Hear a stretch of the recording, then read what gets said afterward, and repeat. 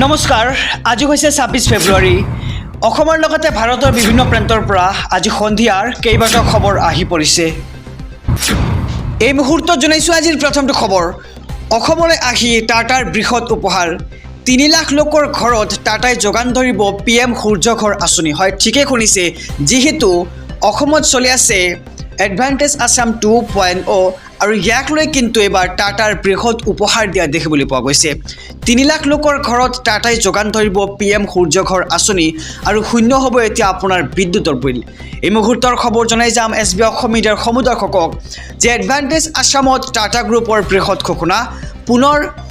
নৱীকৰণ শক্তিৰ ক্ষেত্ৰত টাটা পাৱাৰৰ বৃহৎ ঘোষণা শূন্য হৈ পৰিব আপোনাৰ বিদ্যুতৰ বিল প্ৰধানমন্ত্ৰী সূৰ্য ঘৰ আঁচনিত বিনিয়োগ কৰিব টাটা পাৱাৰে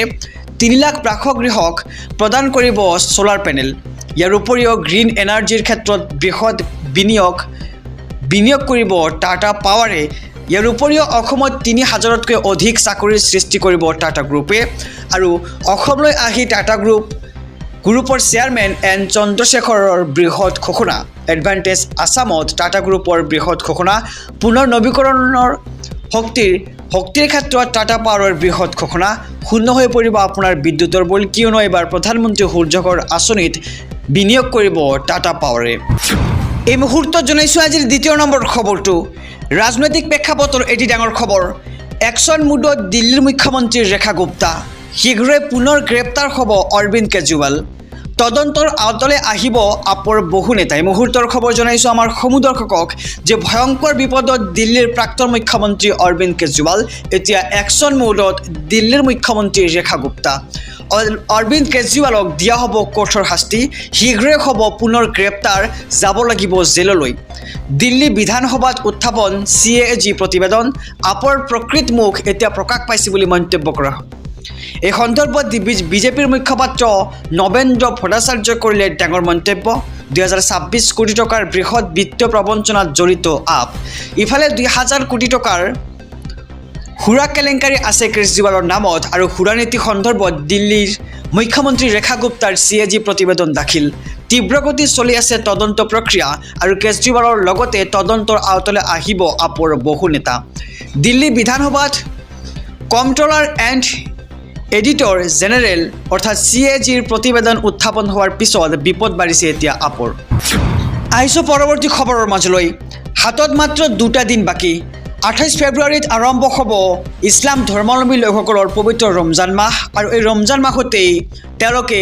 দিনজোৰাকৈ ৰোজা ৰাখিব আৰু পঢ়িব তাৰাবিৰ নামাজ এই মুহূৰ্তৰ খবৰ জনাইছোঁ আমাৰ সমুদৰ্শকক যে এই বছৰত ২৯ দিনতে শেষ হ'ব ৰোজা ভাৰত আৰু চুবুৰীয়া দেশসমূহত ৩০ মাৰ্চ বা ৩১ মাৰ্চত হ'ব ঈদ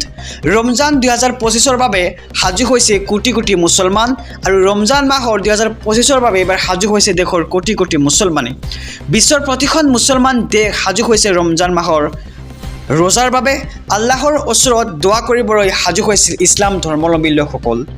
সূৰ্যোদয় আৰু সূৰ্যাস্তৰ সময়ৰ ওপৰত নিৰ্ভৰ কৰে ৰোজাৰ সময় সেইবাবে কিছুমান দেশত ৰোজাৰ ম্যাদ দীঘলীয়া হয় আনহাতে আন কিছুমান দেশত হয় ছুটি মুছলমানসকলে ৰমজানৰ সময়ত ৩০ দিনজোৰাকৈ ৰোজা ৰাখে আৰু এই বছৰত ২৯ দিনতে শেষ হ'ব ৰোজা কেৱল সীমিত সময়ৰ পৰ্যায়তহে খাদ্য আৰু পানী গ্ৰহণ কৰিব পাৰে মুছলমানসকলে ইফালে সকলো ঠাইতে ৰোজাৰ সময়ত পাৰ্থক্য আছে বহু ঠাইত মুছলমানসকলে ১২ ঘণ্টা ৰাখে ৰোজা আনহাতে কিছুমান অঞ্চলত সময় ১৮ পৰা ১৯ ঘণ্টালৈ প্ৰসাৰিত হয়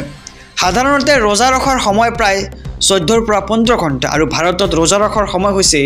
১৪ পৰা ১৫ ঘণ্টা আশা কৰা হৈছে যে ৰমজানৰ প্ৰথম ৰোজা ১ মাৰ্চত অনুষ্ঠিত হ'ব আৰু তাৰাবিৰ নামাজ ২৮ ফেব্ৰুৱাৰীত আৰম্ভ হ'ব ভাৰত আৰু চুবুৰীয়া দেশসমূহত ৩০ মাৰ্চ বা ৩১ মাৰ্চত ঈদ হ'ব বুলি আশা কৰা হৈছে আহিছোঁ পৰৱৰ্তী খবৰৰ মাজলৈ ৰাজ্যবাসীৰ বাবে আন এক ডাঙৰ খবৰ কেৱল গুৱাহাটীত নহয় সমগ্ৰ ৰাজ্যজুৰি ওলাব লাখে লাখে চাকৰি কম পঢ়া শুনা কৰা লোকেও পাব এতিয়া চৰকাৰী চাকৰি এইখন অসমতেই মুখ্যমন্ত্ৰী ডক্টৰ হিমন্ত বিশ্ব শৰ্মাৰ বৃহৎ ঘোষণা ৰাজ্যৰ সকলো নিবনুৱাৰ বাবে এডভান্টেজ আছাম 2.0ৰ জৰিয়তে আজি অন্তিমটো দিন আৰু প্ৰথম দিনাই অসমত বিনিয়োগ ৫ লাখ কোটি টকা আজিও স্বাক্ষৰিত কেইবাখনো চুক্তি আৰু পুৱাৰ পৰাই অনুষ্ঠিত থিমেটিক সেশন অসমৰ শক্তি সম্ভাৱনাক লৈ আলোচনা এডভান্টেজ আসাম 2.0 অসম চৰকাৰ আৰু কেইবাটাও বৃহৎ কোম্পানীৰ মাজত হয় MOU মুকেশ আম্বানীৰ ৰিলায়েন্স গ্ৰুপে বিনিয়োগ কৰিব 50,000 কোটি টকা ইয়াৰ লগতে গৌতম আদানীও বিনিয়োগ কৰিব আমাৰ অসমত 50,000 কোটি টকা টাটা গ্ৰুপে বিনিয়োগ কৰিব 30,000 কোটি টকা আৰু বেদান্ত গ্ৰুপে বিনিয়োগ কৰিব আমাৰ অসমত 50,000 কোটি টকা গ্ৰীণক এনাৰ্জিয়ে বিনিয়োগ কৰিব 5,800 কোটি টকা লগতে PNBৰ সৈতে 3,000 কোটিৰ চুক্তিও হোৱা দেখিবলৈ পোৱা গৈছে সিদ্ধাৰ্থ ইনফ্ৰাটেকৰ সৈতে 6,500 কোটিৰ চুক্তি আৰু অইল ইণ্ডিয়াৰ সৈতে 23,300 কোটি টকাৰ বিনিয়োগ দেখিবলৈ পোৱা গৈছে লগতে NRLৰ সৈতে 10,711 কোটিৰ চুক্তিত স্বাক্ষৰ কৰা হয় লগতে গোৱেংক এনাৰ্জিৰ সৈতে 5,850 কোটি টকাৰ চুক্তি লগতে মেৰিয়ট হোটেল স্থাপনৰ বাবে 400 কোটি টকাৰ চুক্তি লগতে লীলাৱতী ফাউণ্ডেশ্যনৰ সৈতে 150 কোটি টকাৰ চুক্তি আৰু ইন্দ্ৰধনুষ গেছ গ্ৰিড লিমিটেডৰ সৈতে 1200 কোটি টকাৰ চুক্তি বিৰিঞ্চি লিমিটেডে বিনিয়োগ কৰিব আমাৰ অসমত 200 কোটি লগতে ষ্টাৰ চিমেণ্টৰ বিনিয়োগ 3,200 কোটি টকা লগতে কোঠাৰী ইণ্ডাষ্ট্ৰিয়েল 1,000 কোটি বিনিয়োগ কৰিব আমাৰ অসমত লগত আৰু কোৱা হৈছে যে কেৱল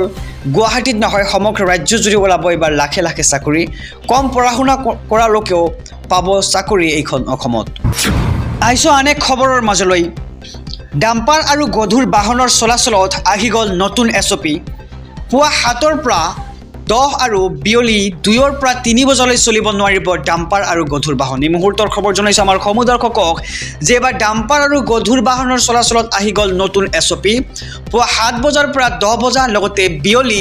2 বজাৰ পৰা 3 বজালৈ চলাচল কৰিব নোৱাৰিব ডাম্পাৰ আৰু গধুৰ বাহনসমূহ ডাম্পাৰ ট্ৰাক চলাচল গধুৰ বাহন যান বাহন চলাচললৈ আহি গ'ল কঠোৰ নিৰ্দেশনা দুৰ্ঘটনা ৰোধ কৰিবলৈ জিলা প্ৰশাসনে লৈছে কঠোৰ ব্যৱস্থা নিয়ম ভংগ কৰিলে ভৰিব লাগিব জৰিমনা বিদ্যালয়ৰ সময়ত কোনো চালকে চলাব নোৱাৰিব ডাম্পাৰৰ লগতে ট্ৰাক খুৰা সেৱন কৰি বাহন চলালে পৰিব বিপদত ভুল দিশেৰে আৰু তীব্ৰ গতিত চলাব নোৱাৰিব আপুনি বাহন পাৰ্কিং কৰিব নোৱাৰিব ৰাষ্ট্ৰীয় ঘাইপথৰ ধাবা ৰেষ্টুৰেণ্ট আৰু পেট্ৰল পাম্পৰ সন্মুখত ৰাষ্ট্ৰীয় ঘাইপথেৰে যাত্ৰা কৰোঁতে আপুনি লগাব নোৱাৰিব উচ্চ স্বৰত DJ মিউজিক এই নীতি নিয়মসমূহ নামানিলে জৰিমনা ভৰাৰ উপৰিও বাতিল কৰা হ'ব আপোনাৰ ড্ৰাইভিং লাইচেন্সখন